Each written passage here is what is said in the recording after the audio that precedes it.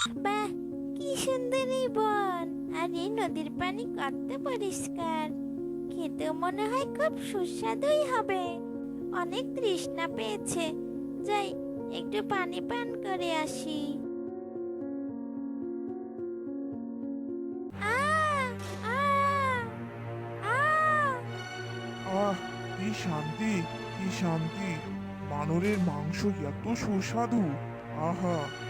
কিন্তু এইটুকু বানরের ছানাকে খেয়ে আমার ক্ষুধা তো মিটলো না। দেখি আরো কিছু খাবার জোটে কিনা।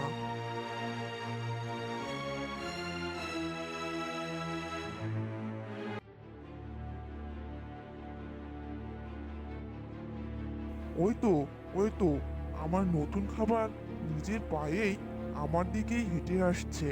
আয় বাবা, আয়, সোনা আয়, আয় রে। পানির তৃষ্ণায় বুকটা আমার ফেটে যাচ্ছে, কিন্তু দূরে ওটা কি? ওমা, ওটা তো দেখছি একটা কুমির। ও হরিণ ছানা, কোথায় যাচ্ছ? এসো, একটু পানি পান করে তো যাও। হ্যাঁ হ্যাঁ কুমির চাচ্ছু, আমি তো পানি খেতেই এসেছি, কিন্তু তোমায় দেখে ভয় পেয়েছিলাম। তবে আমার ধারণা ভুল ছিল, তুমি তো দেখছি অনেক ভালো। আমি আসছি, আসছি আমি। যেও না, যেও না কুমিরের কাছে। পালিয়ে যাও বলছি, পালিয়ে যাও। ওই শয়তান কুমির তোমাকে খেয়ে নেবে।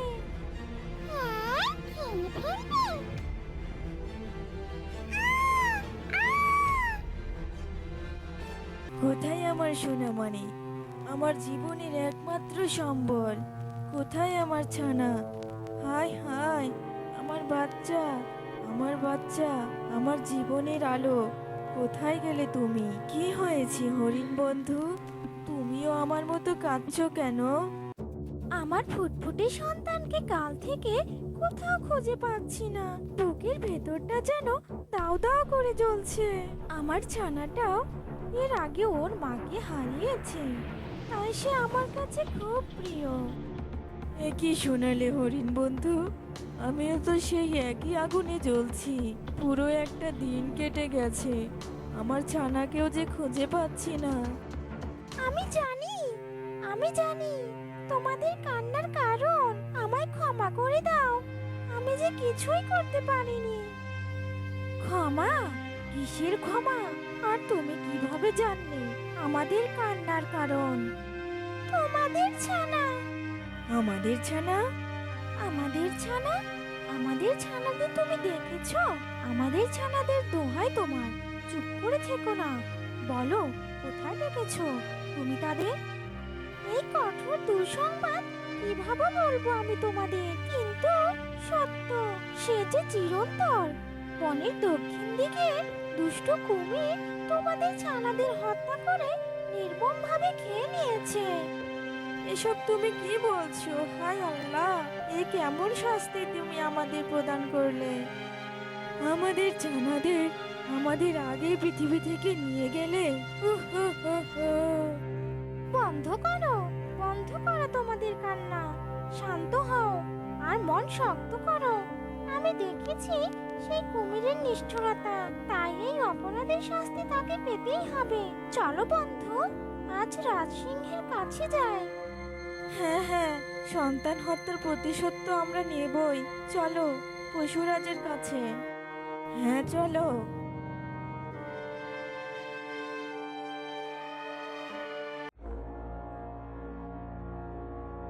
কি ব্যাপার, তোমরা তিনজন একসাথে আমার এখানে? তোমাদের কোনো সমস্যা হয়েছে নাকি? মহারাজ, ওই দক্ষিণের লোভী কুমির আমাদের সন্তানদের হত্যা করে খেয়ে নিয়েছে। আমরা এই নির্মমতার বিচার চাই। জি মহারাজ, আমি নিজের চোখেই এই ঘটনাটা দেখেছি। এর একটা অবশ্যই বিচার করা দরকার। আমি তোমাদের কথা অবশ্যই বুঝতে পেরেছি। তোমরা যাকে হত্যা বলছো, আমার মতে সেটা একটা শিকার। আর শিকার ধরা কোনো অপরাধ হতে পারে না। বনের বড় পশুরা ছোট প্রাণীরা শিকার করবে, এটাই তো এই বনের নিয়ম। মহারাজ, তাহলে কি আমরা আমরা সন্তান হত্যার বিচার পাবো না? আমি তোমাদের মনের অবস্থা বুঝতে পারছি, কিন্তু আমি নিরুপায়। যদি তোমরা কিছু করতে চাও তবে তোমরা করতে পারো। কিন্তু মহারাজ, আমরা অতি ক্ষুদ্র প্রাণী, আমরা কিভাবে ওই কুমিরকে শাস্তি দিব? অবশ্যই পাবে, কেন পারবে না? দুটি উপদেশ সবসময় মনে রাখবে। উপযুক্ত পরিকল্পনা অসাধ্য কাজকে সাধ্য করে দেয়। লোভী আর অহংকারী, তাই সে লোভ আর অহংকারের কারণে ধ্বংস হয়। কি তোমরা এখনো মনমরা হয়ে আছো কেন? ভুলে গেলে মহারাজ সিংহের কথা? উপযুক্ত পরিকল্পনা, আমি একটা অসাধারণ পরিকল্পনা করেছি ওই লোভী কুমিরকে শাস্তি দেওয়ার জন্য। চুপি চুপি বলছি, শোনো মনোযোগ দিয়ে। ও কুমির ভাই, কুমির ভাই, কি খবর তোমার? পেটে কি কিছু পড়েছে? ওহ, এই পুষকে পাখি আবার কি চায়? ওকে খেলেও তো আমার পেট ভরবে না, তারপরে দেখি চেষ্টা করে। কে টুনি? আমার এখানে কি মনে করে? কোনো মাছ টাছ পাওনি? এসো আমার কাছে, এসো, দু চারটা মাছ ধরে দেই। দেখেছো হারামজাদা, আমার খাওয়ার ফন্দি করেছে। না কুমির ভাইয়া, আমার পেট যে একদমই ভরা। হরিণ আর বানরের মাংস খেয়ে এলাম। হরিণ আর বানরের মাংস? তুই কিভাবে মারলি হরিণ? আমি না, ওরা নিজেরাই একে অপরের সাথে মারামারি করে মরে পড়ে আছে। হায় হায়, মরে পড়ে আছে? তুই সব মাংস খেয়ে ফেলেছিস? আরে না, কি বলো এসব? আমি এইটুকু পাখি, আমি কি সব মাংস খেতে পারি? মাংসগুলো যাতে পচে নষ্ট না হয়ে যায়, তাই তোমাকে ডাকতে এলাম। খুব ভালো করেছিস, তুই আমার প্রকৃত বন্ধু। জানের জান, পরাণের আত্মা। চল, আমায় নিয়ে চল, চল সেখানে। এই তো লোভী কুমিরের লোভ জেগেছে। চল পাজি দুষ্ট, আজ তোর উচিত শিক্ষা হবে। তাড়াতাড়ি চলো আমার সাথে, তা না হলে অন্য কেউ খেয়ে নেবে।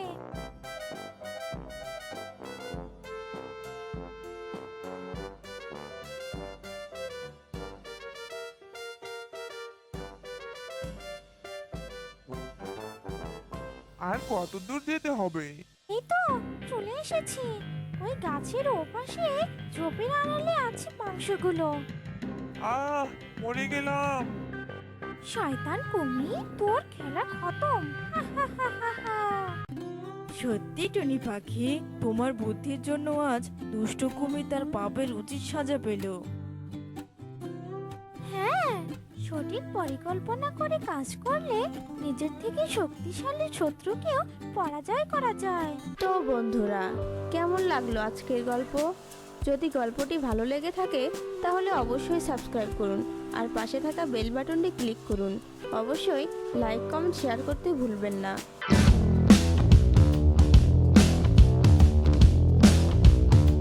বলে হবু নামে এক হরিণ থাকতো। তার একটা ছানাও ছিল, তার নাম ছিল হীরা। তারা প্রায় দূরের এক জঙ্গলে খাবার খাওয়ার জন্য যেত। প্রতিদিনের মতো আজও তারা খাবারের খোঁজে বের হয়েছে।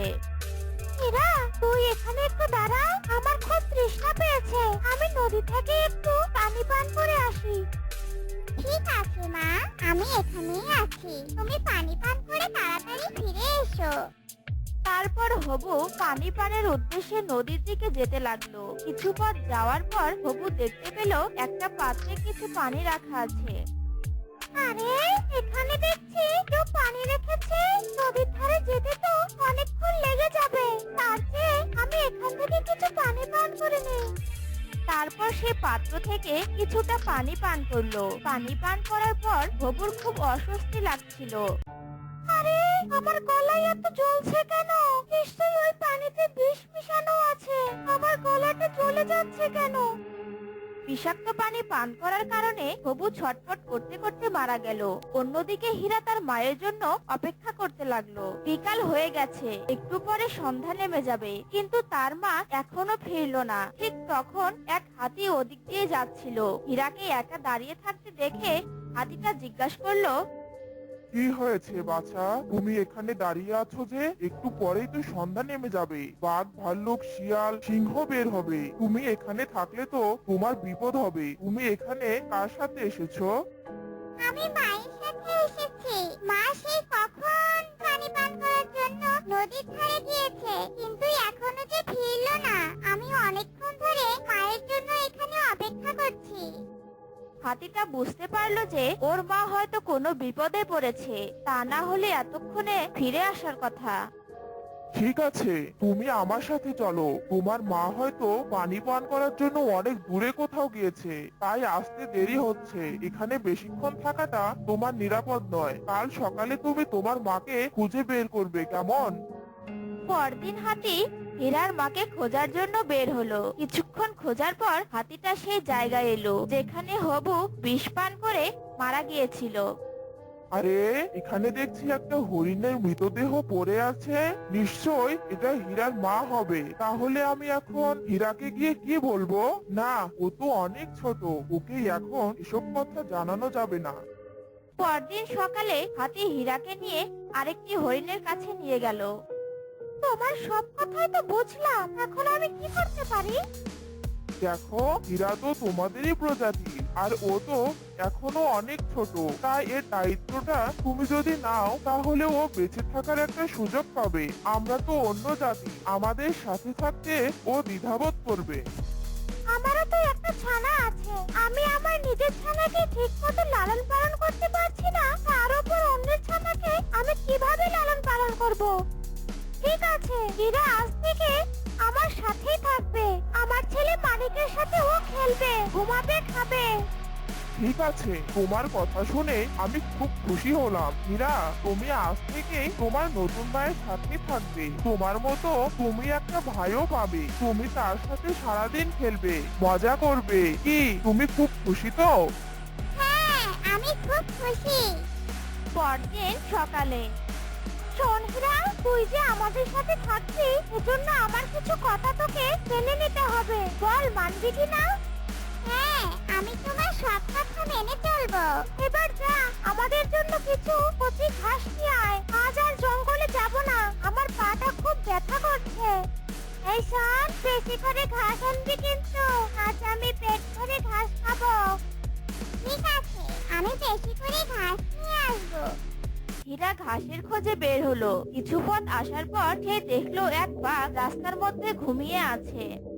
সর্বনাশ, এ তো দেখছি একটা বাঘ। ফিরে যাব নাকি যাব না? না, ফিরে গেলে তো মা আর মানিক না খেয়ে থাকবে। যাই, চুপি চুপি এই জায়গা পার হলেই তো হলো।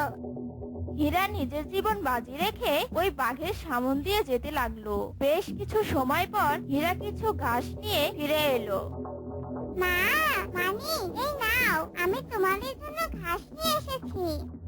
এতক্ষণ কি করছিলি শুনি? এই সামান্য কটা ঘাস নিয়ে আসতে সারাদিন লাগিয়ে দিলি। এদিকে আমি আমার ছেলে ঈদের জ্বালা ছটফট করছি। নিশ্চয়ই এতক্ষণ তুই ঘাস গেলছিলি, তাই না? না মা, রাস্তায় একটা বাঘ শুয়েছিল। বাঘকে ফাঁকি দিয়ে আসতে একটু দেরি হয়ে গেল। মা দেখো, এরকম বানিয়ে বানিয়ে মিথ্যে বলছে। আর তুই এত কম ঘাস নিয়ে এসেছিস কেন? এই ঘাস খেয়ে তো আমারই পেট ভরবে না।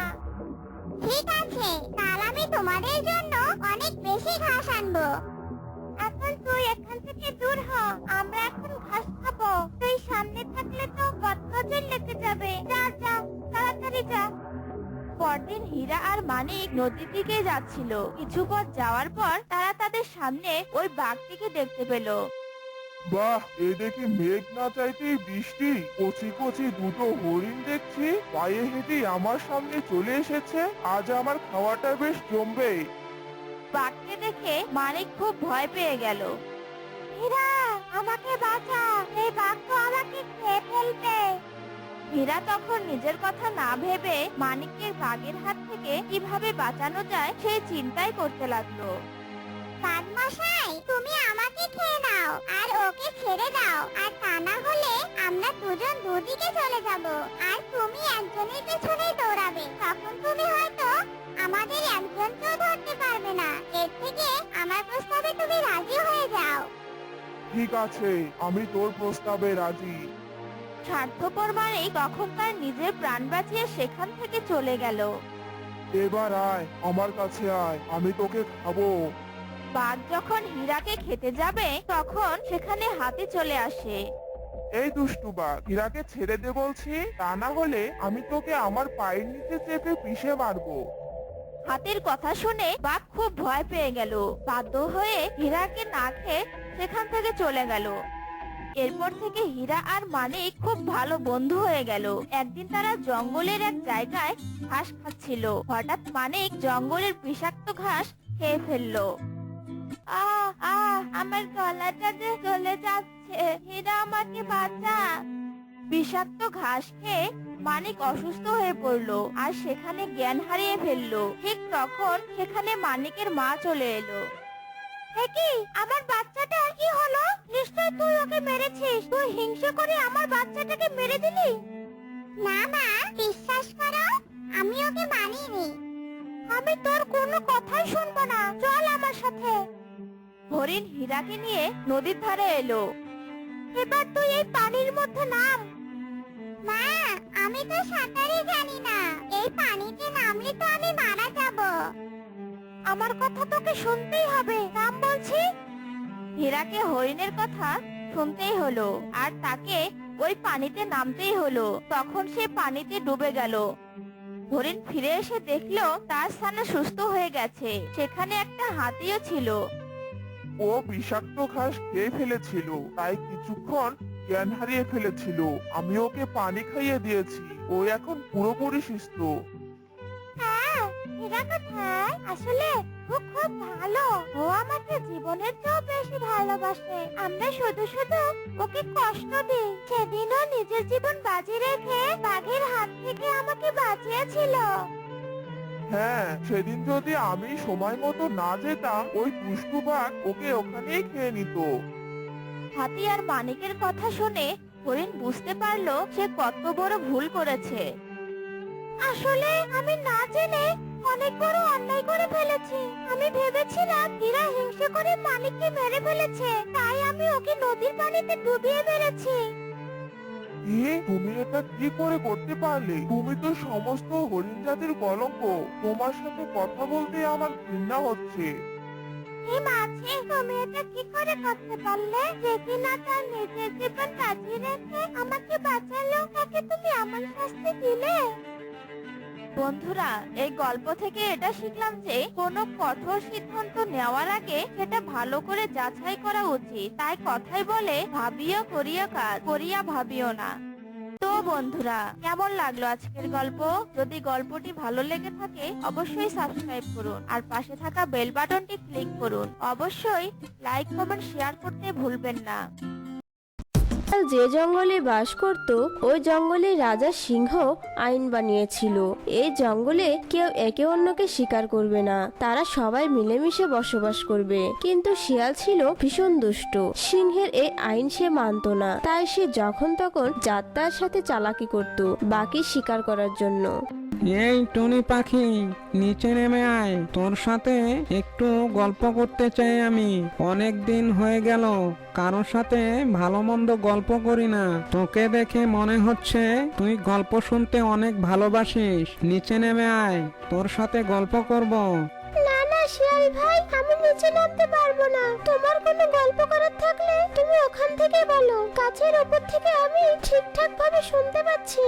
কি তোর এত বড় সাহস, তুই কিনা আমার মুখের উপর না বলিস? তাড়াতাড়ি নিচে নেমে আয় বেটা, তা না হলে উপরে উঠেই তোকে খাবো। আমি জানতাম দুষ্ট পাজি শিয়াল, তোর মনের মধ্যে কোনো না কোনো খুব মতলব আছে। তা না হলে তুমি আমাকে নিচে নামতে বলো কেন? আমি কখনোই নিচে নামবো না। আর তুমি কি না এই জঙ্গলের থেকে শিকারের কথা বলছো? তুমি জানো না মহারাজ সিংহ কি আইন বানিয়েছে? তোর ওই মহারাজের আইন মানার সময় আমার কাছে নেই, বুঝলি? তোর ওই মহারাজের জন্য আমি না খেয়ে থাকবো নাকি? তবে তুই নিচে নামবি নাকি আমি উপরে উঠছি? দাঁড়া। তাহলে ঠিক আছে, তোমার যদি ক্ষমতা থাকে তাহলে তুমি গাছের উপরে উঠে আমাকে শিকার করো, তারপর তুমি আমাকে মজা করে খেও। তবে রে বেটা, দাঁড়া, আমি এক্ষুনি গাছে উঠছি, আর গাছে উঠে তোকে কিভাবে চিবিয়ে চিবিয়ে খাবো তুই তাই দেখিস। এই কথা বলে শিয়াল গাছে ওঠার জন্য অনেক চেষ্টা করলো, কিন্তু শিয়াল কি কখনো গাছে উঠতে পারে নাকি? শিয়াল গাছে উঠতে ব্যর্থ হয়ে সেখান থেকে চলে গেল। এই শিয়ালটা তো দেখছি বড্ড বার বেড়ে গেছে, ওর উপর নজর রাখতে হবে। উল্টাপাল্টা কিছু দেখলেই মহারাজ সিংহের কাছে গিয়ে নালিশ দিতে হবে। ওকে না এই শান্তিপূর্ণতা জঙ্গলে অশান্তি করতে যাচ্ছে। টুনিকে শিকার করতে না পেরে শিয়াল গেল জঙ্গলের মাঠে। সে সেখানে গিয়ে ঝোপের আড়ালে লুকিয়ে থাকলো আর দেখতে লাগলো জঙ্গলের মাঠে কে এসেছে ঘাস খেতে। আরে বাহ, এ তো দেখছি বিশাল বড় একটা ছাগল একাই এসেছে জঙ্গলের মাঠে ঘাস খেতে। আশেপাশে তো আর কাউকে দেখতে পাচ্ছি না, কিন্তু ওকে শিকার করাটা সহজ কথা নয়। ওকে গিয়ে কথার জালে ফেলে পোষ মানাতে হবে, তারপর সে যখন উল্টো দিকে ঘুরবে তখনই ওর গলা কামড়ে ধরতে হবে, তাহলে এই বেটাকে আমি শিকার করতে পারবো। তারপর ঝোপের মধ্যে নিয়ে একে আমি 5-7 দিন বসে বসে খেতে পারবো। এই বলে শিয়াল সোজা গেল ছাগলের সামনে, আর ছাগল বলল, আরে শিয়াল, কি ব্যাপার? আজকে তোমাকে এই জঙ্গলের মাঠে দেখলাম, তা তুমিও আজকাল জঙ্গলের মাঠে ঘাস খাওয়া শুরু করেছো নাকি? এই জঙ্গলের ঘাস কিন্তু খুবই সুস্বাদু। আরে হ্যাঁ ছাগল, আমিও তো ঘাস খাই। মহারাজা সিংহ আইন বানিয়েছে এই জঙ্গলে একে অপরকে কেউ শিকার করতে পারবে না, এই জন্যই তো সব মাংসাশী প্রাণীরা ঘাস খায়। তুমি কি জানো না? জানি বলেই তো আমি এই জঙ্গলের মাঠে প্রতিদিন ঘাস খেতে আসি। কেউ আমাকে কিছু বলে না, আর কেউ আমাকে শিকার করতেও পারবে না। মহারাজের আইনের কারণে এখন আমরা পুরোপুরি সুরক্ষিত। হ্যাঁ, একদমই ঠিকই বলেছো তুমি। তা তোমার সাথে কথা বললাম, কিন্তু তোমার পিছনে এটা কি? ওর সাথে তো পরিচয় করিয়ে দিলে না। এবার আমি তোমার আসল মতলব বুঝতে পেরেছি শিয়াল। তুমি কি জানো, মহারাজ যেদিন থেকে আইন বের করেছে তার পরের দিন থেকে আমি একা একা সব জায়গায় যাই। আমার সাথে আমি কাউকে নেই না, কারণ আমি জানি আমি নিজেই সুরক্ষিত। আমার পিছনে কেউই নেই। আমি যাই পিছনে ঘুরবো, আর সুযোগ পাওয়ার সাথে সাথেই তুমি আমার গলা কামড়ে ধরবে, ঠিক না? নিজের ভালো চাও তো এখান থেকে চলে যাও, তা না হলে আমি আমার শিং দিয়ে গুঁতো দিয়ে তোমার পেট ফুটো করে দেব। কি এত বড় কথা? তুমি কিনা আমাকে অপমান করলে? তবে তুই মনে রাখিস ছাগল, তোকে যেদিন আমি সুযোগ পাবো সেই দিনই তোকে আমি শিকার করে ফেলবো। এখনকার মতো চলে যাচ্ছি আমি। ছাগলকে এই কথা বলে শিয়াল সেখান থেকে চলে যায়। দুষ্ট শিয়াল ভালোই ফাঁদ পেতেছিল আমাকে শিকার করা, কিন্তু আমি ওকে কোনো সুযোগ দেইনি। এখন থেকে আমার চোখ কান খোলা রাখতে হবে। এই রকম অনেক প্রাণীরা আছে যারা মহারাজ সিংহের আইন মানে না, ওদের থেকে দূরে থাকতেই হবে আমাকে। শিয়াল এক পর্যায়ে গেল নদীতে পানি পান করতে। তখন সে দেখতে পেল নদীতে একটা হাঁসকে শিকারের জন্য শিয়াল একটি ফাঁদ পাতলো। হ্যাঁ হ্যাঁ হ্যাঁ, এই ডাঙ্গা থেকে নদীটা কত সুন্দর লাগে। তবে কি আর বলবো, হাঁস তুমি সত্যি অনেক ভাগ্যবান যে তুমি এই নদীতে সব সময় থাকো। তুমি এই নদীর সৌন্দর্য দেখেছো কখনো? নদীর সৌন্দর্য মানে কি বোঝাতে চাচ্ছ তুমি শিয়াল? আমি তো সারাদিন এই নদীতেই থাকি, কই আমি তো কোনো সৌন্দর্য দেখতে পেলাম না। তুমি কিভাবে দেখছো? আরে বোকা হাঁস, নদীতে নেমে থাকলে কি আর তুমি নদীর সৌন্দর্য দেখতে পাবে নাকি? এই জন্য তোমাকে ডাঙায় উঠে আসতে হবে। আমার জায়গা থেকে দেখো নদীটাকে, বুঝতে পারবে যে তার মধ্যে কত সৌন্দর্য লুকিয়েছে। তাই নাকি? আচ্ছা দাঁড়াও, আমি ডাঙায় উঠে আসছি, তারপর দেখি নদীতে কত সৌন্দর্য আছে। শিয়ালের ফাঁদে পড়ে হাঁস পানি থেকে ডাঙায় চলে আসলো। কোথায় শিয়াল? নদীর সৌন্দর্য? নদীকে তো আগের মতোই দেখতে লাগছে। নদীর সৌন্দর্য তোকে আমি দেখাবো আমার পেটের ভিতরে নিয়ে। আমার পেটের ভিতরে একটা নদী আছে। এই কথা বলে শিয়াল হাঁসটিকে শিকার করে ফেললো। তারপর সেই হাঁসটিকে নিয়ে ঝোপের আড়ালে চলে যেতে লাগলো। এই সবকিছু দূর থেকে টুনি পাখি দেখে ফেললো। আরে এই দুষ্ট শিয়ালটা অসহায় হাঁসটিকে বোকা বানিয়ে শিকার করে ফেললো। আমাকে এক্ষুনি যেতে হবে মহারাজ সিংহের কাছে আর গিয়ে সবকিছু খুলে বলতে হবে। কিন্তু আমার একা সাক্ষী মহারাজ সিংহ বিশ্বাস করবে না। আমাকে যেতে হবে ছাগলের কাছে, কারণ শিয়াল এর আগেও ছাগলকে শিকার করার চেষ্টা করেছিল। আর দেরি না করে জলদি জলদি ছাগলের কাছে যাই। এই বলে টুনি ছাগলের কাছে গেল। আরে টুনি পাখি, তুমি হঠাৎ আমার কাছে কেন? আমাকে কিছু বলবে নাকি তুমি? আরে হ্যাঁ ছাগল, আমি তোমাকে একটা কথা বলতে এসেছি। কিছুক্ষণ আগে যে শিয়ালটি শিকার করতে এসেছিল, ও এইমাত্র নদীতে গিয়ে একটি হাঁস শিকার করে ফেলেছে। ও আমাকেও শিকার করতে এসেছিল। চলো আমরা মহারাজা সিংহের কাছে যাই আর বিচার দেই, তা না হলে ও সুযোগ পেলে আমাদেরকেও শিকার করে ফেলবে। তুমি ঠিকই বলেছ। চলো আমরা দুজনেই মহারাজের কাছে যাই আর গিয়ে সব ঘটনা খুলে বলি। ছাগল ও টুনি চলল মহারাজ সিংহের কাছে। মহারাজ সিংহ তার গুহার সামনেই ছিল। ছাগল আর টুনি একে একে মহারাজ সিংহকে সবকিছু খুলে বলতে লাগলো। মহারাজ, আপনি আমাদের নিরাপত্তার জন্য এই জঙ্গলে একটা আইন বানিয়েছিলেন। এক পশু আর এক পশুকে হত্যা করতে পারবে না, কিন্তু একটা শিয়াল সে আইন মানে না। সে কিনা আমার কাছে এসেছিল শিকার করতে, কিন্তু আমি ওকে ভয় দেখিয়ে তাড়িয়ে দিয়েছি। কিন্তু ও যাওয়ার আগে বলে গেছে ও নাকি সুযোগ পেলেই আমাকে শিকার করে ফেলবে। হ্যাঁ মহারাজ, ওই শিয়াল আমাকেও শিকার করতে এসেছিল, কিন্তু আমাকে ও ছাগলকে শিকার করতে না পেরে সে গিয়েছিল নদীতে, আর নদীতে গিয়ে একটি নিষ্পাপ হাঁসকে শিকার করে ফেলেছে। আমি নিজের চোখে দেখে এসেছি। আপনি এর একটা বিচার করুন মহারাজ। কি শিয়ালের এত বড় সাহস! ও কিনা আমার আইন মানে না, জঙ্গলের বাঘ পর্যন্ত ঘাস খায়, আর ওই বেটা একটা শিয়াল হয়ে ও কিনা শিকার করে বেড়ায়। ওর এত বড় সাহস! এক্ষুনি ওর আমি ব্যবস্থা নিচ্ছি। সিংহ শিয়ালকে ধরে আনার জন্য বাঘকে ডেকে বলল, এই বাঘ, এক্ষুনি জঙ্গলে গিয়ে শিয়ালকে ধরে নিয়ে আয়। ওর নামে অনেক নালিশ আছে, ওর বিচার করতে হবে। ও কিনা আমার আইন মানে না, ওর এত বড় সাহস!